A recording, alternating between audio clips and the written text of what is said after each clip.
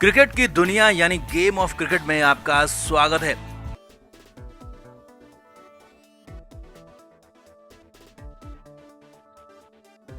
Test series में करारी हार मिलने के बाद अब भारतीय टीम वनडे सीरीज में खेलने के लिए तैयार है, लेकिन ये क्या, कोच गौतम गंभीर उस करारी शर्मनाक हार के बाद भी नहीं संभले हैं। वनडे में भी मनमानी पर उतर आए हैं और यहाँ पर जो नेट्स पर तस्वीर नजर आई है पहले वनडे की टीम की, उसका वहीं पर विरोध शुरू हो गया, क्योंकि यहाँ पर रोहित और विराट कोहली के अलावा बाकी के अपने चहेतों से पूरी की पूरी टीम भर दी है। तो दिखाते हैं, बताते हैं आपको पहले वनडे में क्या होने वाली है भारत की फाइनल टीम। गंभीर के चेलों की कहां कहां है भरमार, क्यों हार से सबक नहीं ले रहे गंभीर, सब बताएंगे। आप भी वीडियो को शेयर करें, कमेंट करके अपनी राय जरूर दें।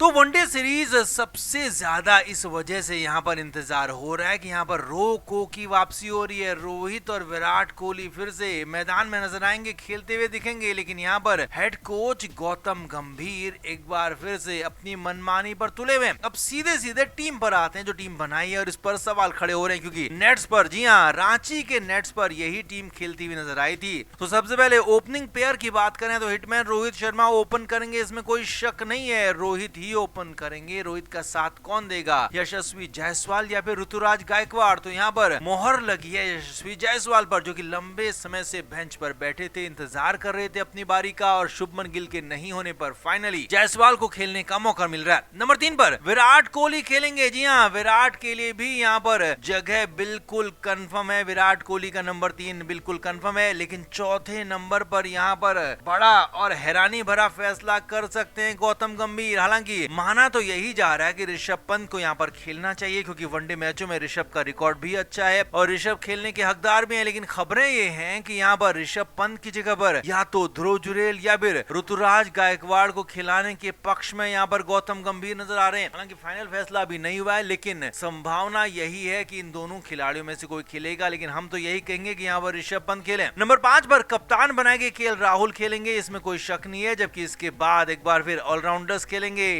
नंबर 6 पर वापसी कर रहे रविंद्र जडेजा खेलेंगे, क्योंकि अक्षर पटेल यहाँ पर टीम से बाहर है। और उसके बाद फिर वही वॉशिंगटन सुंदर खेलेंगे, और उसके बाद आएंगे नीतीश कुमार रेड्डी, जो कि खास तौर पर गौतम गंभीर के करीबियों में गिने जाते हैं। और नीतीश रेड्डी को एक बार फिर से यहाँ पर जबरदस्ती चलाने के लिए खिलाया जाएगा, क्योंकि हार्दिक पांड्या टीम में नहीं है। तो नीतीश रेड्डी कैसे भी चल जाएं, खेल जाएं, बॉलिंग कर जाएं, बैटिंग कर जाएं, इस बात पर गौतम गंभीर तुले हुए हैं। इसीलिए नीतीश रेड्डी को फिर से प्लेइंग 11 में जगह मिल रही है। आगे बढ़ते हैं। 3 इनके बाद विशुद्ध गेंदबाज होंगे। स्पिनर के रूप में अकेले कुलदीप यादव होंगे। तो तेज गेंदबाजों की बात करें तो यहाँ पर फिर से हर्षित राणा खेलते हुए नजर आएंगे। जी हाँ, ऑस्ट्रेलिया दौरे में बुरी तरह से मार खाने के बाद, बुरी तरह से पिटाई होने के बाद जब हर्षित को बाहर किया गया, तो उसके बाद एक बार फिर से यहाँ हर्षित राणा को खिलाया जा रहा है वनडे मुकाबला। क्यों? क्योंकि जसप्रीत बुमराह और मोहम्मद सिराज जैसे गेंदबाज यहाँ पर स्क्वाड में ही नहीं है, तो उनको सिलेक्शन का सवाल ही नहीं है, इसीलिए यहाँ पर कोई ऑप्शन नहीं है और हर्षित राणा का खेलना बिल्कुल कंफर्म है। और आखिरी तेज गेंदबाज के तौर पर प्रसिद्ध कृष्णा और अर्शदीप सिंह के रूप में यहाँ पर बाजी थी। तो यहाँ पर अर्शदीप सिंह को बेंच पर बैठाकर जिस तरह से गंभीर की खूब बेइज्जती हुई थी, तो गंभीर वो नहीं चाहेंगे, इसीलिए यहाँ पर प्रसिद्ध कृष्णा बेंच पर बैठेंगे और अर्शदीप सिंह यहाँ पर मुकाबला खेलते हुए नजर आएंगे। तो कुल मिलाकर नीतीश कुमार रेड्डी, हर्षित राणा, ध्रुव जुरेल, ये सारे के सारे खिलाड़ी जो टेस्ट टीम में भी गौतम गंभीर खिला रहे हैं, उनको यहाँ पर एक बार फिर से खिलाएंगे और एक बार फिर अपने चहेतों से टीम भर दी है। और इस टीम पर सवाल भी खड़े हो रहे हैं कि आखिर क्या यही मीडियोकर खिलाड़ी ही बचे हैं? अब कोई स्पेशलिस्ट खिलाड़ी यहाँ भी वनडे में भी नहीं बचा, और क्या आप वनडे में भी टेस्ट मैचों की तरह हारना चाहते हैं? तो आप इस पर क्या कहेंगे, इस टीम पर क्या कहेंगे, कमेंट करके जरूर बताएं, वीडियो को शेयर भी करें।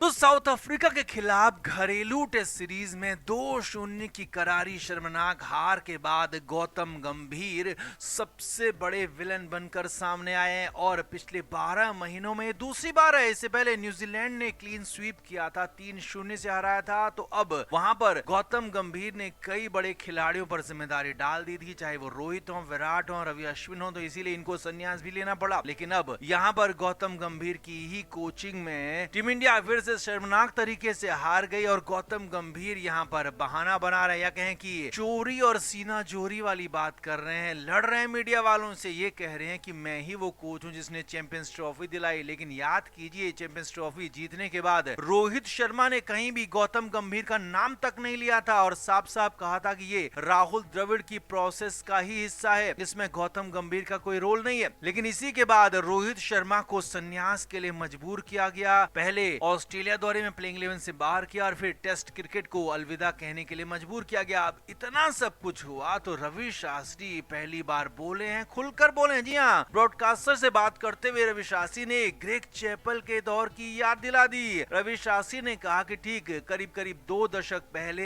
ऐसा ही कुछ हुआ था जब ऑस्ट्रेलियाई कोच ग्रेग चैपल भारत आए थे और उन्होंने कुछ ऐसे उल जलूल प्रयोग किए थे और जो सारे के सारे फेल हुए थे। रवि शास्त्री ने यहाँ तक कहा कि रणनीति जो मैदान में बनाई गई, टीम सिलेक्शन को लेकर जो बात हुई, टीम में खिलाड़ियों का जो चयन था वो बहुत खराब रहा। रवि शास्त्री ने कहा कि टीम में स्पेशलिस्ट खिलाड़ियों की भारी कमी है, हर तरफ ऐसे खिलाड़ियों को रखा जा रहा है जो थोड़ा बहुत खेल लेते हैं, थोड़ा बहुत सब कुछ कर लेते हैं, लेकिन ऐसे खिलाड़ियों से आप टीम को टेस्ट क्रिकेट नहीं जिता सकते। T20 अलग गेम है, T20 के चश्मे से क्रिकेट को देखना बंद करना होगा। T20 के चश्मे से आप टेस्ट क्रिकेट को देखेंगे तो आप कभी भी सफल हो नहीं सकते हैं। आप IPL की रणनीतियों को यहाँ लेकर आएंगे तो आपको आगे भी ऐसे ही हार मिलेगी। रवि शास्त्री ने नीतीश कुमार रेड्डी और वॉशिंगटन सुंदर को टीम में होने पर ही सवाल उठा दिए। रवि शास्त्री ने कहा कि नीतीश रेड्डी ना तो प्रॉपर बैट्समैन है और ना ही प्रॉपर बॉलर, उन्हें आप खिला रहे हैं, ये बहुत बड़ी बेवकूफी है। यही नहीं, वॉशिंगटन सुंदर को लेकर भी रवि शास्त्री ने सवाल उठाया कि ये सुंदर को आप क्या बनाना चाहते हैं, क्या वो बल्लेबाज हैं या फिर वो गेंदबाज हैं, आप क्या चाहते हैं? अगर वो बल्लेबाजी के तौर पर आप उनको खिलाना चाहते हैं तो उनसे बेहतर आप सरफराज को खिलाइए जो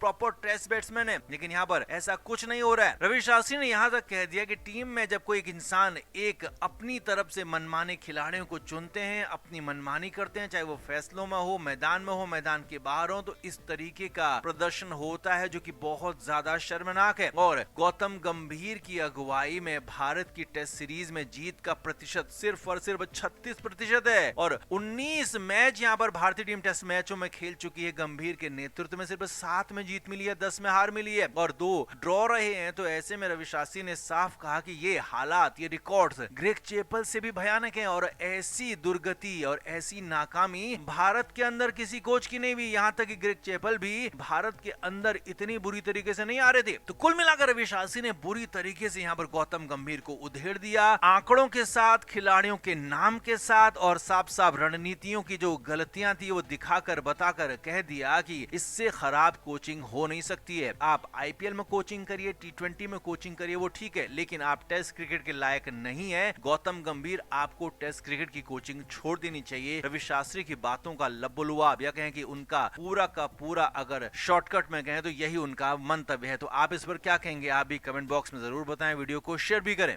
क्रिकेट के हर नए अपडेट के लिए गेम ऑफ क्रिकेट को सब्सक्राइब करें और उसके बाद बेल आइकन को प्रेस करना ना भूलें ताकि सिर्फ आपको मिले गेम ऑफ क्रिकेट की हर खबर सबसे पहले। क्रिकेट के हर नए अपडेट के लिए गेम ऑफ क्रिकेट को सब्सक्राइब करें और उसके बाद बेल आइकन को प्रेस करना ना भूलें ताकि सिर्फ आपको मिले गेम ऑफ क्रिकेट की हर खबर सबसे पहले।